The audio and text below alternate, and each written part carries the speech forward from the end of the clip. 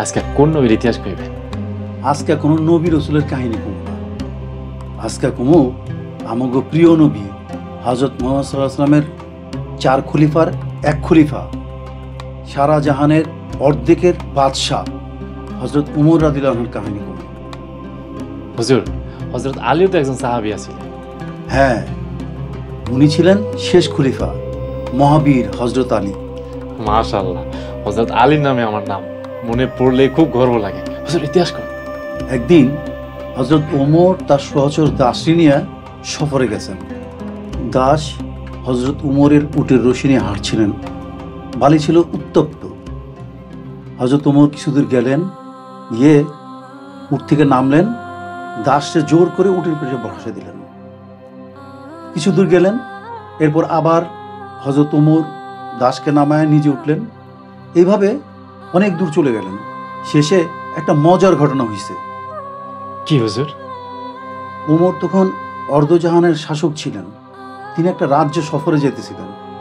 সেই রাজ্যের রাজা মন্ত্রীরা অর্ধজাহানের শাসককে বরণ করার জন্য অপেক্ষা করছিলেন। সফরের শেষে ছিল দাস উটের পিঠে সওয়ার হওয়ার পালা। সে রাজ্যের সামনে যখন গেলেন, সবাই দেখলেন উটের পিঠে যিনি আছেন, সবাই ভাবলেন তিনি হয়তো অর্ধজাহানের শাসক হযরত ওমর। তারপর দাসের কথায় সবার ভুল ভাঙল। সবাই হযরত ওমরের উদারতা দেখে তাজ্জব বনে গেল। সুবহানাল্লাহ, হুজুর তারা কত বড় মনের মানুষ ছিল। শেষ নবী হযরত মুহাম্মদ সাল্লাল্লাহু আলাইহি ওয়াসাল্লামের সাহাবীরা এমনই নিরহংকারী ছিলেন, খুবই সাধারণভাবে জীবনযাপন করতেন। আমরা 8-10 বিঘা জমির মালিক হইলে অহংকারে জমিনে পা পড়ে না। আর হযরত ওমরের শাসন অর্ধেক দুনিয়ায় ছিল। অনেক রাষ্ট্রের শাসনকর্তা ছিলেন তিনি। হুজুর, আপনি শুয়ে পড়েন, কালকে বাকিটা শুনুন। শুয়ে পড়েন। আচ্ছা, ঠিক আছে।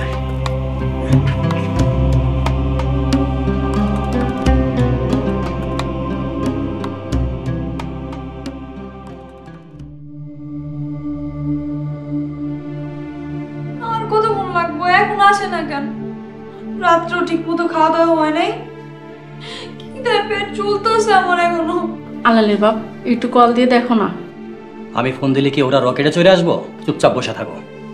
দেখো, আলী থাকতে সকাল 8টার মধ্যে কত সুন্দর রুটি ভাজি হালুয়া সব কিছু থাকতো, আর এখন বাজে 9টা, কিচ্ছুই নাই।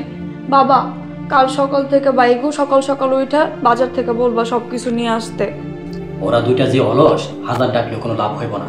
সকালবেলা ঘুম থেকে উঠবো না।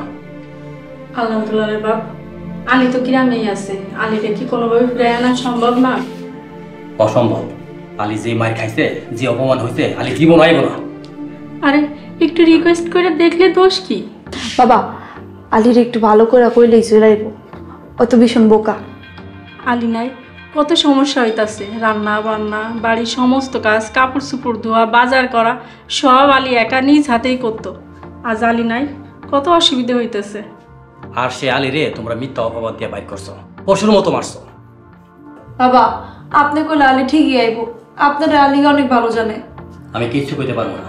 আলহামদুলিল্লাহ নাস্তা নিয়ে আসলে আমার ঘরে 2টা রুটি আর ভাজি পাঠাই দিয়েছি। আমার আর কিচ্ছু ভালো লাগে না।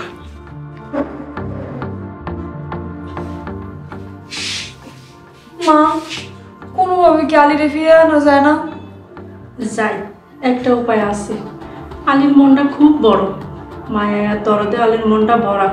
এই সুযোগটাই কাজে লাগাইতে হইব। কি সুযোগ মা?